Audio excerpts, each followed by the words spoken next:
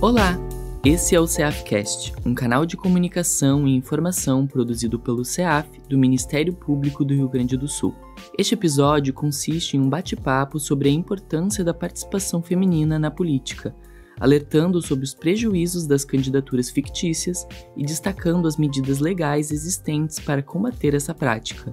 Os convidados de hoje são Ivana Machado Moraes Bataglin, promotora de justiça do MPRS e coordenadora do Centro de Apoio Operacional de Enfrentamento à Violência contra a Mulher. Rodrigo Lopes Ilho, promotor de justiça do MPRS e coordenador do Gabinete de Assessoramento Eleitoral. E Vanderlei Terezinha Tremeia Kubiak, corregedora regional eleitoral e ex-presidente do Tribunal Regional Eleitoral do Rio Grande do Sul. Então, inicialmente, eu quero agradecer muito a presença de vocês aqui que vieram, então, aceitar um convite para participar desse podcast que traz um assunto que é muito importante, sobretudo nesse período, né, pré-eleitoral, em que se discute a questão dessas candidaturas fictícias. Então, o meu muito obrigado ao meu querido colega, doutor Rodrigo Lopes Ilho, que agora é o coordenador, né, do GAEL, Gabinete de Assessoramento Eleitoral do Ministério Público, e também a desembargadora Vanderlei Terezinha Tremeia Kubiak, que agora é ex-presidente do TRE do Rio Grande do Sul, e também traz uma contribuição muito importante com a sua presença aqui. Muito obrigada pela sua presença, muito obrigada, querido Zílio. Então, como dito, né, essa ideia desse podcast é de falarmos, então, das candidaturas femininas fictícias, né, e também sobre a participação feminina na política, né. Sobretudo nesse ano eleitoral, a gente precisa falar disso, apesar que tivemos avanços nas últimas décadas, ainda temos uma subrepresentação feminina na política, que é uma realidade bem preocupante. Então, inicialmente eu gostaria, né, que ambos, né, compartilhassem com todos, né, uma visão geral da situação atual da participação das mulheres na política no Brasil. Eu começo perguntando para a senhora, né, qual a sua visão geral atualmente?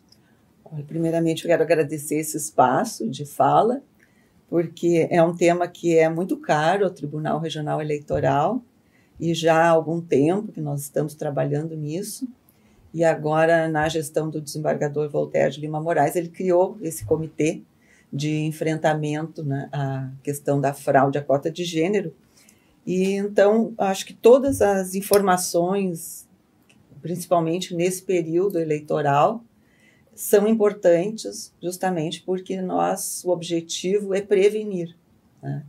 Não é punir essas mulheres que eventualmente aceitam, né, colocar seu nome à disposição numa chapa para concorrer agora à vereança dos municípios, mas, sobretudo, esclarecer, informar a relevância, né, da participação feminina na política, que é, inclusive, uma preocupação da Organização das Nações Unidas, né, porque nós temos um dos objetivos de desenvolvimento sustentável, é realmente a participação das mulheres na política.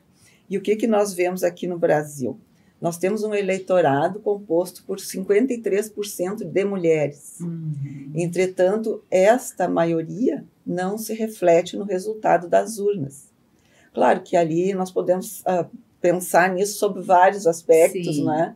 Mas, assim, no âmbito do direito eleitoral, nos preocupa realmente o cumprimento às cotas de gênero que são estabelecidas na lei das eleições. Né? Desde 2009, tem ali uma preocupação em se manter um mínimo de representatividade feminina. Então, a lei diz que precisa ter 30% de um gênero e 70% de outro. Claro que a interpretação foi que 30% de mulheres, sim, justamente porque a representatividade das mulheres é sempre inferior. E se tem uma estatística do quanto temos de mulheres efetivamente nos parlamentos? Sim, nós temos aqui nas últimas eleições, nas eleições de 2022, que foram as eleições gerais, sim, na Câmara dos Deputados Federais, né, que tem de 513, nós temos 91 mulheres. para 422 homens. Aqui na nossa Assembleia Legislativa, nos 55 cargos de deputados, nós temos 11 mulheres. Então, é uma representatividade muito baixa. Sim. E nas eleições municipais de 2020, nós temos aqui também alguns dados bem interessantes, porque apenas 12% dos municípios brasileiros são governados por mulheres prefeitas. No Rio Grande do Sul, de um total de 497 municípios, nós temos 38 prefeitas. Então, é bem muito, subrepresentado mesmo. Dá em torno de 7,6%.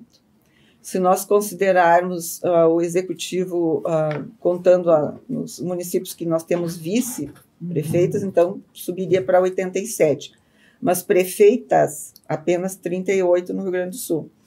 Já em relação às vereadoras, né, que há a importância também aqui de nós tratarmos do cumprimento das cotas, né, que é para as eleições proporcionais, as mulheres são maioria no estado aqui apenas em 1,6% das câmaras, ou seja, 58 dos 497 municípios não elegeram sequer uma mulher. Nossa! E apenas 8 têm mais mulheres do que homens, que é o caso aqui em Floriano Peixoto, que é, por exemplo, um município que possui 9 cadeiras no parlamento municipal e 7 são ocupadas por mulheres. Então, há realmente uma baixa representatividade feminina e o objetivo da lei é incentivar a participação feminina. Porém, o problema que nós enfrentamos no âmbito do direito eleitoral é que, para cumprir essa cota mínima, muitas mulheres elas são induzidas, e às vezes até de uma forma ingênua e sem ter consequência das responsabilidades, permitem que o seu nome componha uma chapa. Sim. E sem a intenção real de concorrer.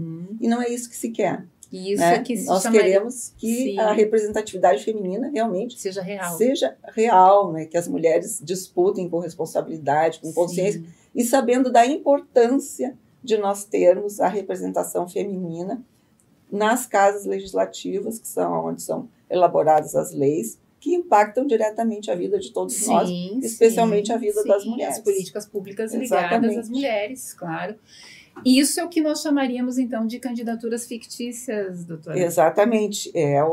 Quando a mulher, que por uma questão ou outra, às vezes para ajudar um parente que é candidato, às vezes para ajudar o próprio partido, ela é instada a ceder o seu nome, seus dados para comprar uma chapa sem a intenção de concorrer. E isso tem consequências bastante drásticas, porque a jurisprudência do Tribunal Superior Eleitoral evoluiu no sentido que, uma vez constatada a presença de candidaturas fraudulentas, cai todo o registro de candidatura, inclusive se tiver candidatos ou candidatas eleitas naquele registro, elas também perdem o mandato. Que é bem grave. É bem grave.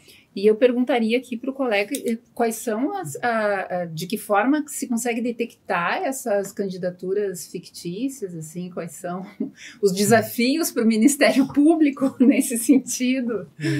Bom, queria começar agradecendo o convite, colega Ivana, muito obrigado, uma grande alegria estar aqui ao lado da desembargadora Wanderley, tratado de um tema muito importante, que é a questão da subrepresentação, que atinge as mulheres, atinge negros, atinge indígenas, Sim. A gente poderia abrir esse espaço também para incluir essas outras categorias minorizadas, O que a gente percebe, eu já vou responder a tua indagação, é que os avanços que a gente tem tido nesse aspecto, eles vêm muito mais do plano jurisprudencial, com decisões da jurisprudência do TSE e do próprio Supremo Tribunal Federal do que do Congresso Nacional.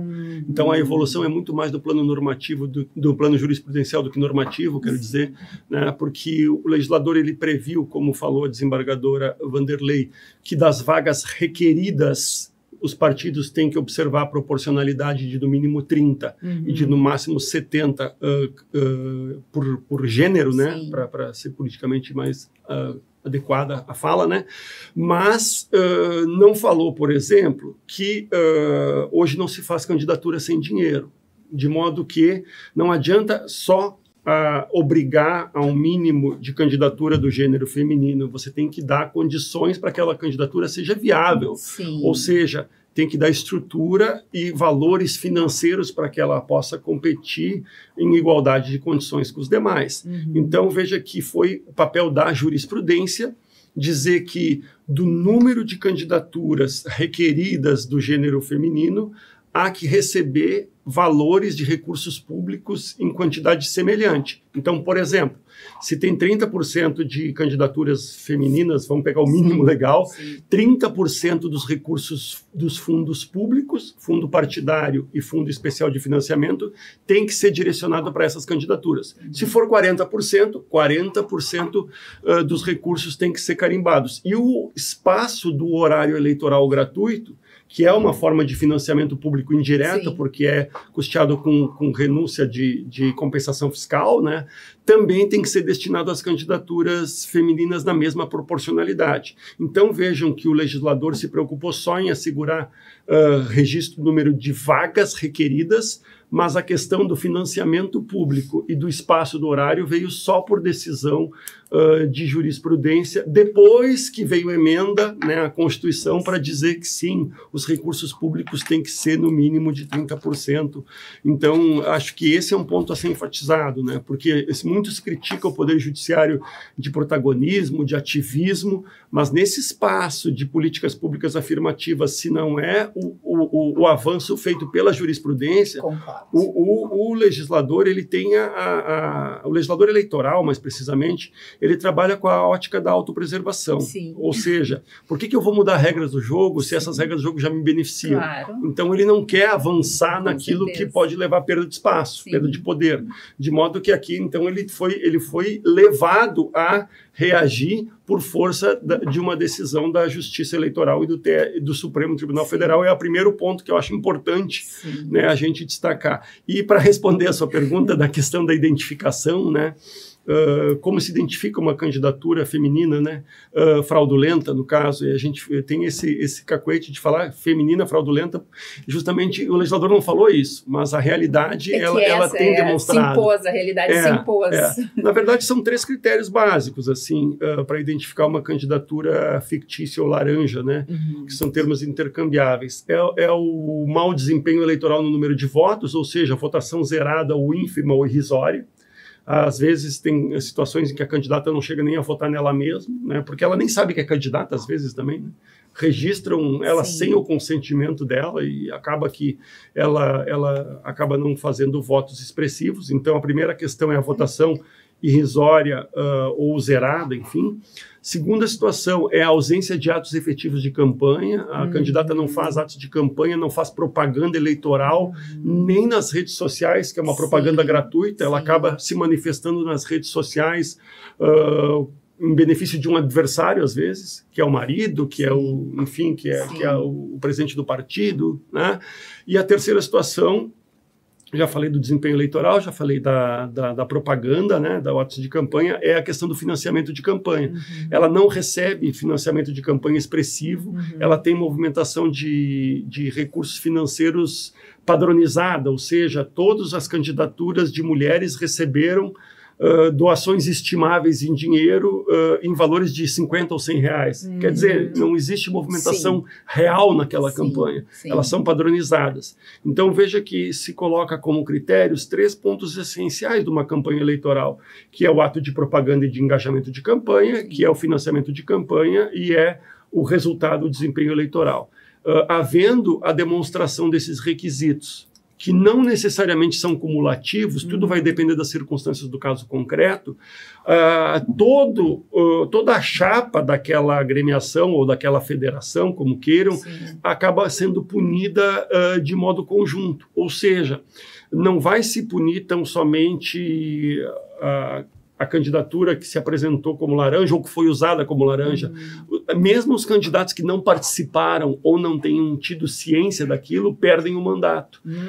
O registro do partido, Ivana, ele se chama DRAP, né? É um nomezinho engraçado, né? Demonstrativo de regularidade dos atos partidários. Ele é cassado e todas as pessoas vinculadas àquele DRAP, tenham sido eleitas ou não, tenham praticado a fraude ou não, tenham conhecimento da fraude ou não, todo mundo cai, todo mundo é cassado, para usar um termo técnico. E isso tem uma súmula hoje, que é a última súmula do TSE, que foi feita agora em maio, que é a súmula número 73, que traz justamente esses requisitos que eu referi e essas consequências bem graves, né, para mais uma vez aqui demonstrar que quem tem puxado, né, esse debate é o Tribunal Superior Eleitoral e é o Supremo Tribunal Federal, e o Congresso tem ido, na verdade, a reboque nisso. E fica uma advertência, que é bem grave mesmo, né? Então, que fique uma advertência, né? Que não pensem em fazer, porque isso não vai dar muito certo, né? Uma outra questão que eu queria indagar aqui, quais são as principais providências da Justiça Eleitoral para combater essas candidaturas fictícias, né? Quais seriam as medidas, né, para isso?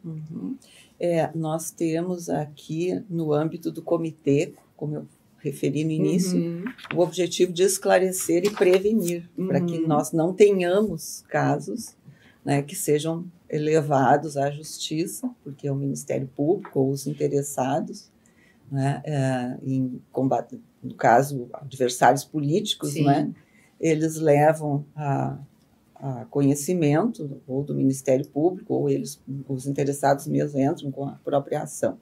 Mas uma coisa que é preciso também chamar a atenção, na fala do Dr. Zílio me ocorreu, a questão da violência com que essas mulheres acabam sendo tratadas, né? Mesmo as que colocam seu nome à disposição numa chapa, ou sem saber, sem ter conhecimento, inclusive, pode acontecer, né?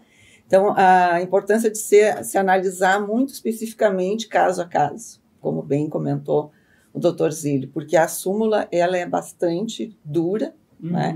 Estabelece ali os critérios, bem referidos aqui pelo Zílio, mas existem casos e casos, né? Então, como as consequências são muito drásticas, às vezes as próprias mulheres eleitas acabam perdendo o mandato, porque naquela chapa havia alguma candidatura fraudulenta, né? Então, o objetivo dessa norma, e principalmente desse recrudescimento da jurisprudência, é a integridade do processo eleitoral como um todo, né? Porque aí não se vai perquirir se todos tinham ciência da fraude ou não. Mas, baseado em casos concretos que nós julgamos no Tribunal Regional Eleitoral aqui, essas mulheres, muitas vezes, elas são duplamente vitimizadas, porque acaba sendo uma violência, porque, primeiro, algumas são colocadas como candidatas sem saber, e nós já tivemos agora, nestas eleições, um caso que nós estamos acompanhando, que a candidata ligou para o cartório eleitoral, porque ela nem sabia que ela estava concorrendo, né? Então, vamos supor que ela não tivesse conhecimento, né, não tivesse procurado a Justiça Eleitoral para computar isso, possivelmente ela seria processada, né, por algo que ela nem tinha conhecimento, né? E, às vezes, as mulheres querem realmente participar, né, mas não recebem o apoio suficiente do partido, se desestimulam no decorrer da campanha e muitas sequer, né, votam nelas mesmas. Então, só para exemplificar aqui, para dizer que não é assim tão linear quanto se imagina, né? Que a pessoa que não fez votos seja uma candidata fraudulenta, uma candidata laranja, porque às vezes as mulheres, por exemplo, nós tivemos aqui nas últimas eleições, que foi durante o período da pandemia, inclusive, pessoas que se desestimularam no decorrer da campanha, então não faziam propaganda nem pelas redes sociais, sequer foram votar no dia das eleições. Então, caracterizada uma candidatura fraudulenta. Agora, vai analisar o caso concreto, era uma pessoa que teve problemas durante a pandemia, perdeu familiares, né? teve dificuldades, não recebeu ajuda do próprio partido, sim, entrou em depressão e sequer sim, foi votar. Sim. Então, assim, a verificada lá, a sessão eleitoral, realmente ela não tinha ido votar. Então, ela não fez nenhum voto. Sim. E o que aconteceu? Ela foi processada. Sim. Né? Então, essa mulher voltará a ter interesse em participar da vida política? Nunca mais. Né? Outro caso também muito significativo que nós julgamos foi de 2 mulheres de uma comunidade indígena. Tá? 2 moças se candidataram, também não tiveram votação, né? Sequer foram votar no dia da eleição e foram processadas. Mas qual era a situação delas? Elas eram candidatas de um partido contrário ao partido do cacique.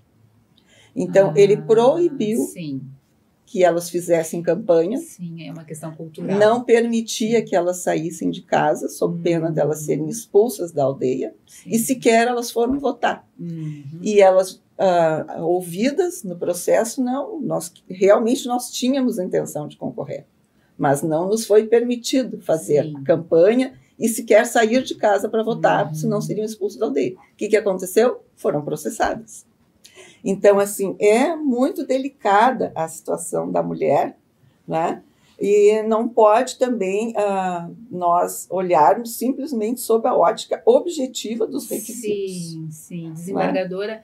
Né? Então, assim, eu acho muito triste a situação sim, dessas mulheres e das minorias em sim, geral, né? Certeza. Da população negra, da população sim, LGBTQIA+, que tem pouca representatividade e muito desestímulo sim, para atuar, né, assumir esses espaços sim, de liderança, porque a própria lei que pretende beneficiar acaba punindo. Também. Então, acho que tem que ter um olhar muito criterioso, né, principalmente, faço esse apelo assim, ao Ministério Público, que é geralmente quem propõe as ações, né, que tratam das fraudes à cota de gênero, porque não basta simplesmente analisar os pressupostos objetivos aí da súmula, porque a gente tem que atentar para a realidade dessas mulheres, que não é fácil. Eu arriscaria dizer que nesses 2 casos que a senhora relatou, né, dessas mulheres, se percebe muito claramente a aplicação do protocolo para julgamento por perspectiva de gênero do CNJ,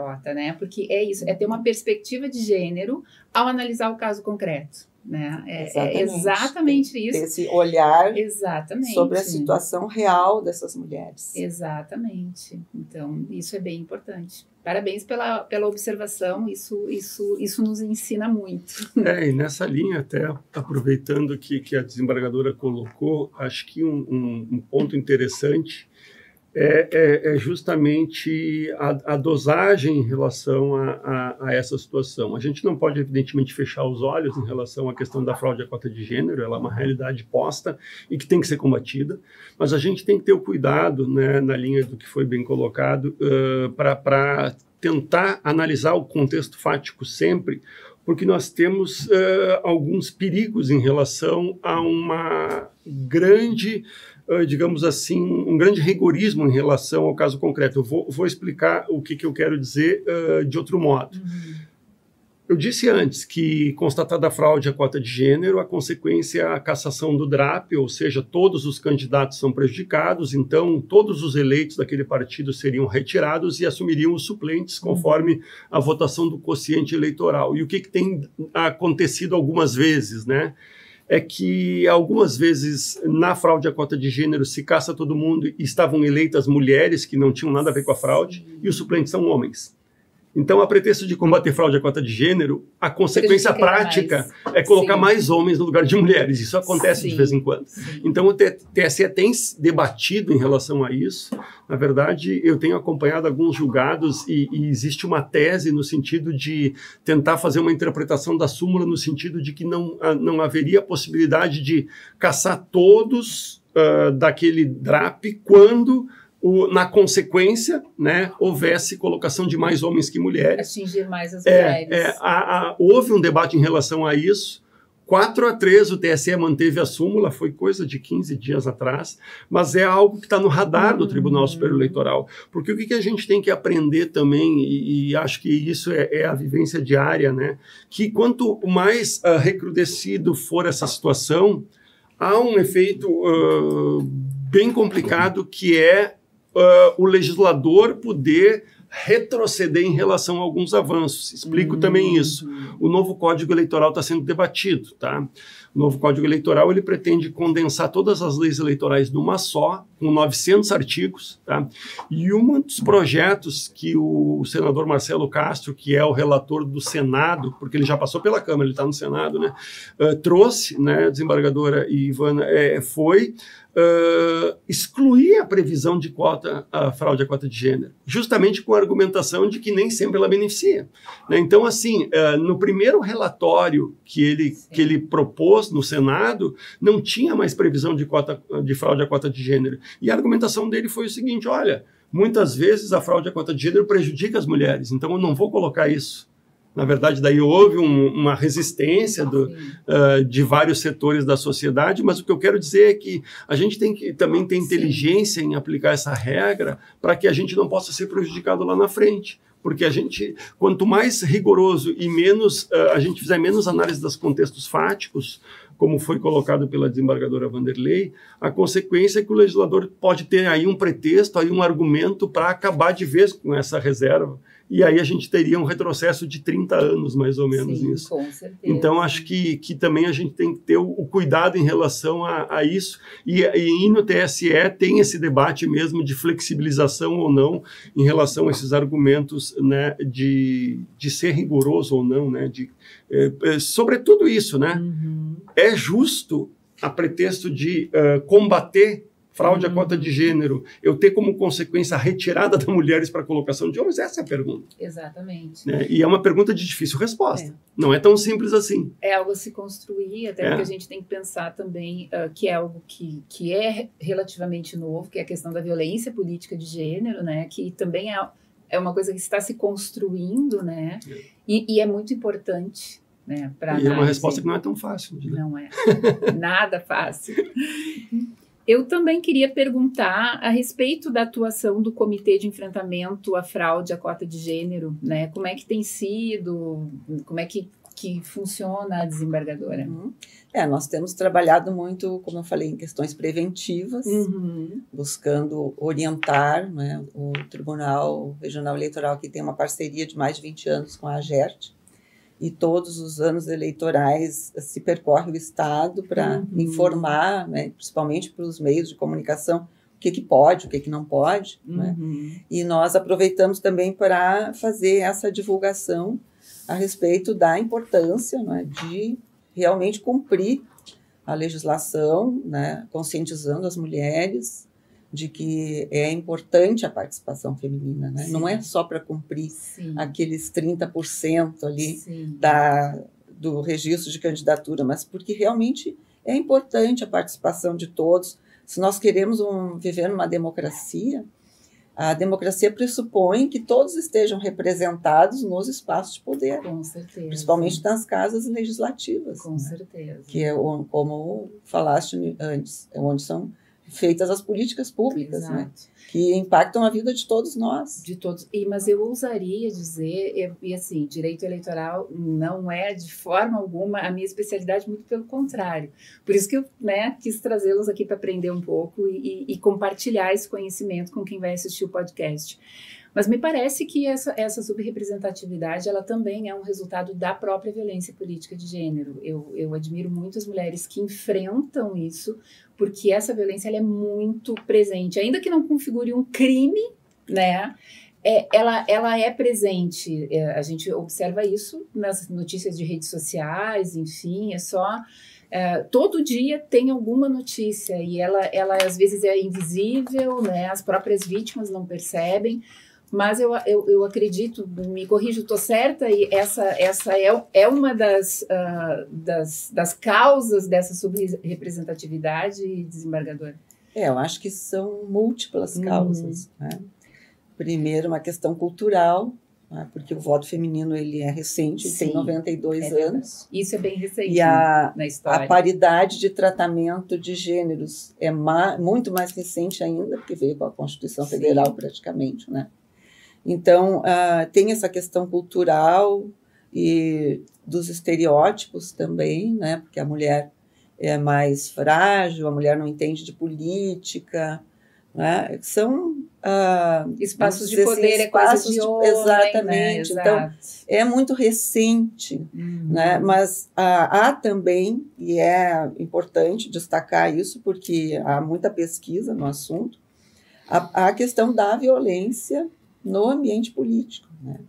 Porque para a mulher, vamos dizer assim, a lente, né, de observação, quando ela está num espaço de poder ou ela pretende ocupar um espaço de poder, ela é muito mais restrita, né? O olhar é muito mais exigente também, né? Do que para o homem, né? Porque, por exemplo, o que eu estou dizendo aqui vem de pesquisas e de depoimentos, né? As mulheres, elas são vistas não só pela capacidade intelectual, capacidade de gestão, mas a aparência física, né? A vida social, né? O tipo de roupa que ela veste, né? Como que ela se comporta. Como que ela cuida da família, se tem ou não tem se família. Se tem família, se tem marido, se tem namorado, né? Se usa minissaia, enfim... Né? Como que ela se porta publicamente. Coisas que para os homens não tem relevância, não se questiona. Né? E ainda os estereótipos também de dizer que a mulher é mandona, quando ela tem um pouco mais de vamos dizer assim, enfrenta mais as situações, né? Se coloca mais para defender posicionamentos. Os homens, geralmente ela é mandona. Os homens são assertivos, as mulheres são grossas. São mandonas. Com a mesma ação então, é interpretada de formas diferentes. Pode parecer assim que pode parecer um exagero, mas não é. Não é um exagero, porque há inúmeros relatos a respeito disso, né? Por exemplo, descrédito no que a mulher fala, interrupção da fala. Né? Comentários, né, sobre, como eu já falei, né, a maneira de se portar, de se vestir, né, coisas que não influenciam, na verdade, no mandato ou nas proposições, né, que a mulher vai fazer. E sem falar na violência física, né, de ser, às vezes, toques, assédio, né, explícito, né, até pouco tempo a gente viu aí, passou em todas as redes de televisão, né? Formas de assédio. Ninguém está livre do assédio. Exato. Então, assim, tem uma série de coisas. E há poucos dias eu li aí uma reportagem que não faz... Em 2015, que no Senado foi feito um banheiro exclusivamente feminino. Exatamente. Porque até então as senadoras não tinham. Não é o espaço delas. O espaço público não é o espaço das mulheres, né? Se entende assim, isso é o que a cultura nos ensina. O nosso espaço é o privado. Exato. E quando a gente ocupa o espaço público, a gente coloca os nossos corpos à disposição. Então, isso é uma violência muito grande, então, né? pode parecer um discurso muito feminista, mas é baseado em fatos reais. Exatamente. Né? A senhora tem razão, exatamente. Não, basta a gente ver, tivemos uma mulher presidente, uma mulher governadora de estado, mulher prefeita em Porto Alegre, eu não lembro se tivemos, eu acredito que não, eu posso estar equivocado, mas assim, eu não estou lembrando. Acho que não. Na Procuradoria-Geral nós tivemos uma Procuradora-Geral. No TJ eu já não, acho que é uma também. Então, assim, eu estou pegando exemplos assim para dizer que não é uma criação cerebrina nossa. Exato, é aquela coisa assim, quando nós conseguimos ocupar um espaço de poder, nós somos as pioneiras, né? Nós somos lembradas por sermos as únicas, né? Ou as poucas. Então, isso é uma construção, né? Até pouco tempo atrás, nem votar podíamos, né? Depois conseguimos, então, votar e sermos votadas. É uma construção. Às vezes chega a dar assim, um certo desânimo quando a gente vê algumas coisas acontecendo, mas é bom pensar que na década de 60, uma mulher precisava pedir autorização para o marido para trabalhar, né? Então, assim, a gente tem avançado. A gente vem avançando assim, a duras penas, né? Porque nada é muito fácil, né? Para esse grupo expressivo da população, que é o grupo de mulheres. Mas a gente vem avançando, e vem avançando, eu acredito que muito por conta dos próprios movimentos sociais de mulheres, enfim, mas também porque temos legislações que vem trazendo isso, a começar lá pela Constituição Federal. A Lei Maria da Penha foi um marco muito importante também para trazer à tona algo que era do privado e trazer para o público. E depois também no âmbito do eleitoral, a questão das cotas, da violência política, tudo isso vem trazendo à tona também o que está acontecendo ali dentro. A subrepresentatividade, a violência nos espaços, né, de poder no âmbito, né, dos parlamentos, e isso tem que ser discutido, tem que trazer à tona para que as mulheres possam se encorajar mais, né, a se candidatarem e então poderem ser eleitas, porque é uma questão, nessa altura do campeonato, até de coragem mesmo, né? Por isso que eu acho importante também, a gente falou aqui da caracterização da fraude à cota de gênero, para voltar um pouco, e até na sua indagação eu falei dos 3 critérios da súmula, mas é interessante também a gente trazer e lembrar aqueles que estão nos acompanhando no podcast que o TSE tem também, para fins de aferição da fraude à cota de gênero, não apenas o comportamento, digamos, da candidata laranja, mas o comportamento do partido. Tem uma previsão, né, na resolução dos ilícitos eleitorais, que é uma resolução nova do TSE, a resolução 23.735, que diz que o mau comportamento do partido, ele também pode ser aferido para fins de verificar a fraude à cota de gênero. O que seria esse mau comportamento do partido? É lançar uma candidata sabidamente inviável juridicamente. Então, lança uma candidata que sabe que não vai ser deferido o registro, porque ela não tem condição de elegibilidade, ela não tem afiliação, ela não tem quitação eleitoral. Então, o mau comportamento do partido, no sentido de ter indeferido uma candidata, ele não recorre, ou tem uma impugnação, ele não contesta. Então, porque muitas vezes o ponto central é que o partido ele quer jogar lá no alto o número de candidatos. Por quê? Porque quanto mais candidatos eu tenho, maior é o meu quociente eleitoral e mais candidatos eu elejo. Então ele joga o máximo de número de homens e, não tendo mulheres, ele dá um jeito. Né? E nesse dá um jeito, ele começa a apresentar as candidaturas fictícias. E é justamente em relação ao mau comportamento do partido que eu acho que também a gente tem que ter uma atenção especial, sobretudo porque essas decisões, os partidos, eles são muito patriarcais também. Né?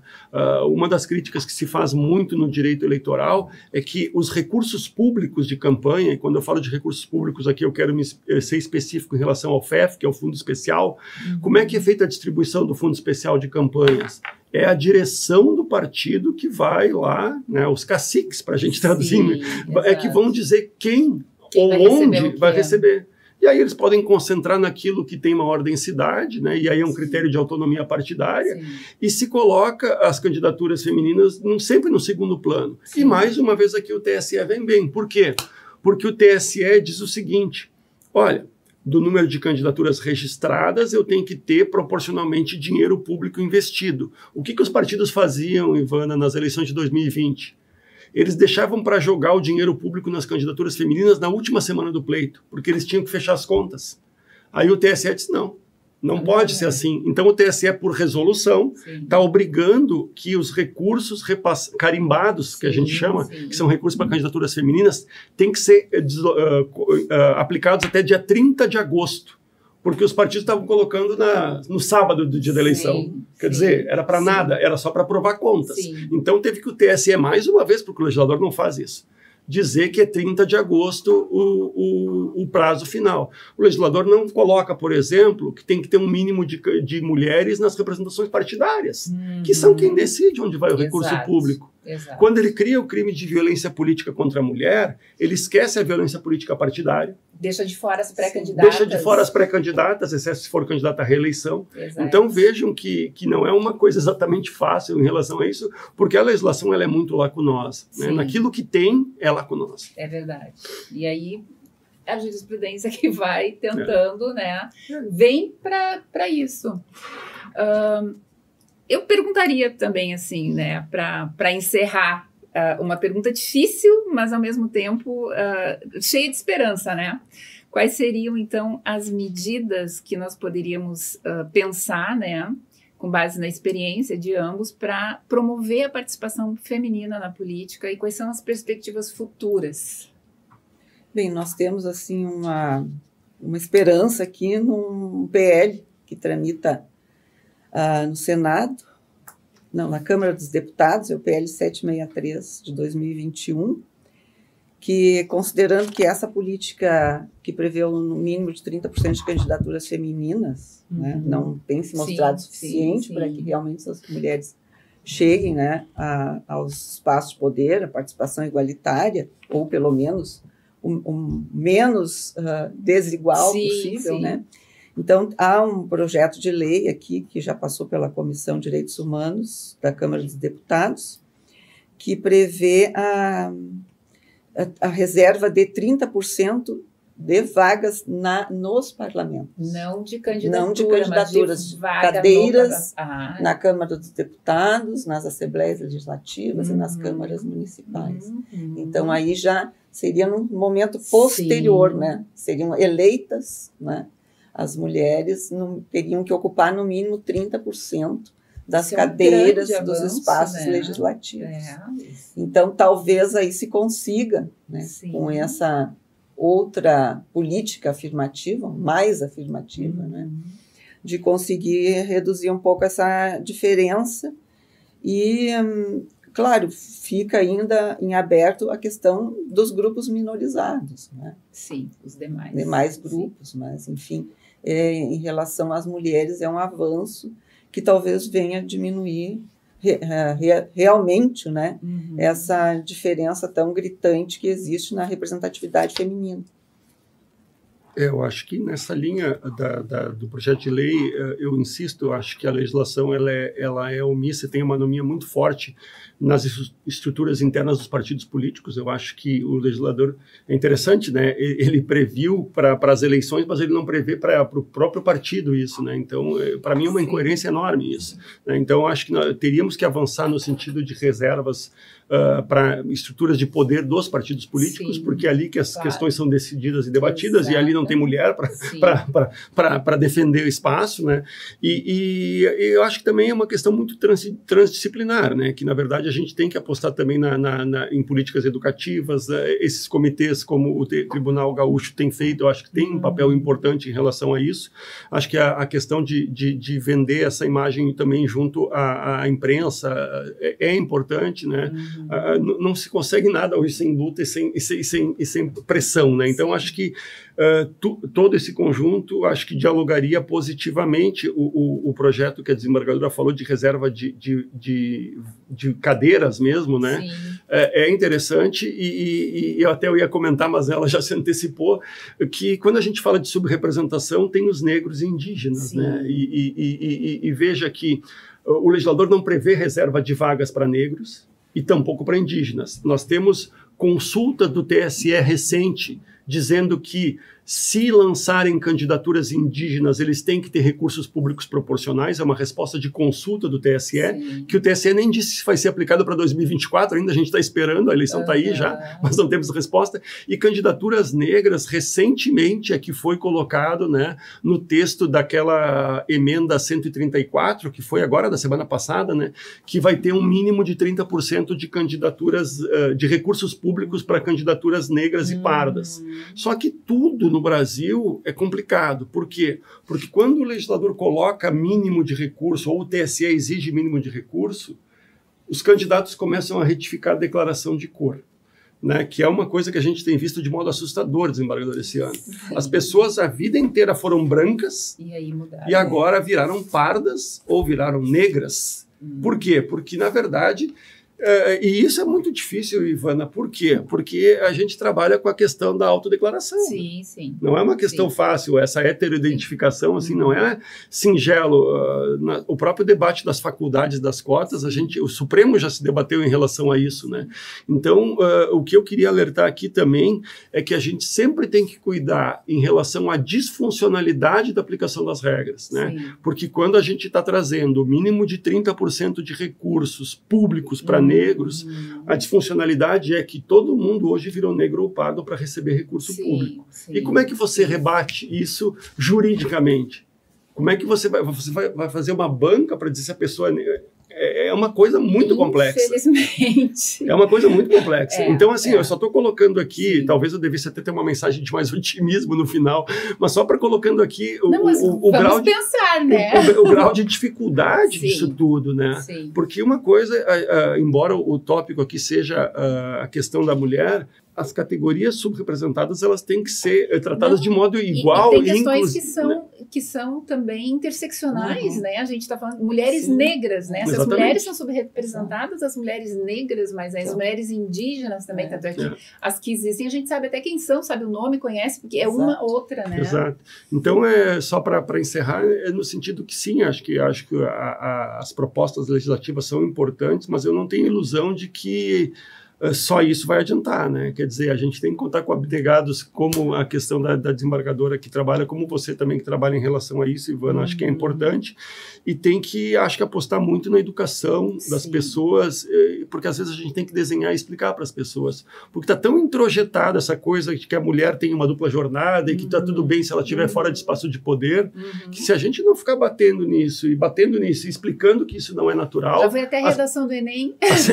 As pessoas não vão compreender a gravidade do problema, porque está naturalizado isso. Exatamente. Assim, eu acho que a legislação é muito importante, né? Ela vem mudando todas as questões, enfim, como eu mencionei, a Constituição Federal, a Lei Maria da Penha e várias outras legislações, mas a lei não muda a cultura, né? Então, assim, e a cultura é isso que a gente vive, está impregnado, a gente está dentro dessa... Eu costumo dizer que é como a água de um aquário, a gente não tem como sair desse aquário, mas ter, assim, a visão de que a água está ruim já é alguma coisa, no sentido do que a gente pode fazer para mudar.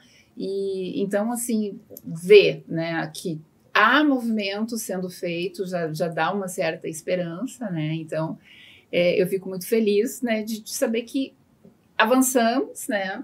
Estamos avançando, mas temos ainda muito a avançar. Eu queria agradecer muito a presença de ambos aqui, assim, fico muito feliz de terem atendido o meu pedido e que deixe, então, uma mensagem final, enfim, algum complemento, ou então só uma mensagem de despedida, assim, nesse podcast, e a palavra é com vocês.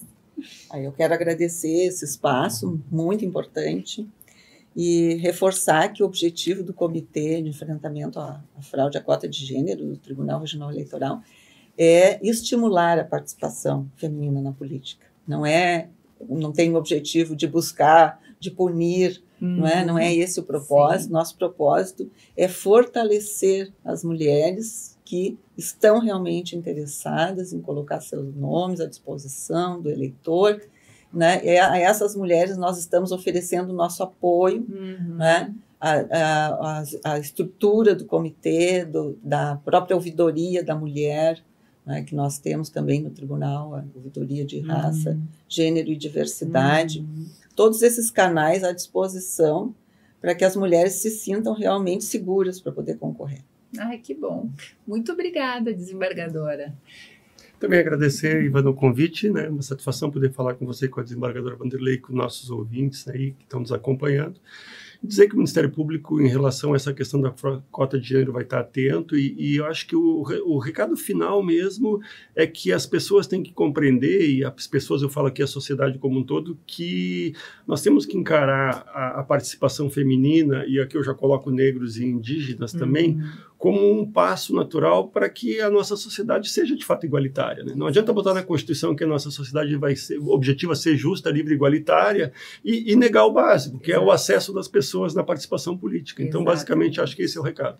Muito obrigada aos dois. Então, agora encerramos aqui o meu agradecimento aos nossos participantes e também a quem nos assiste. Muito obrigada.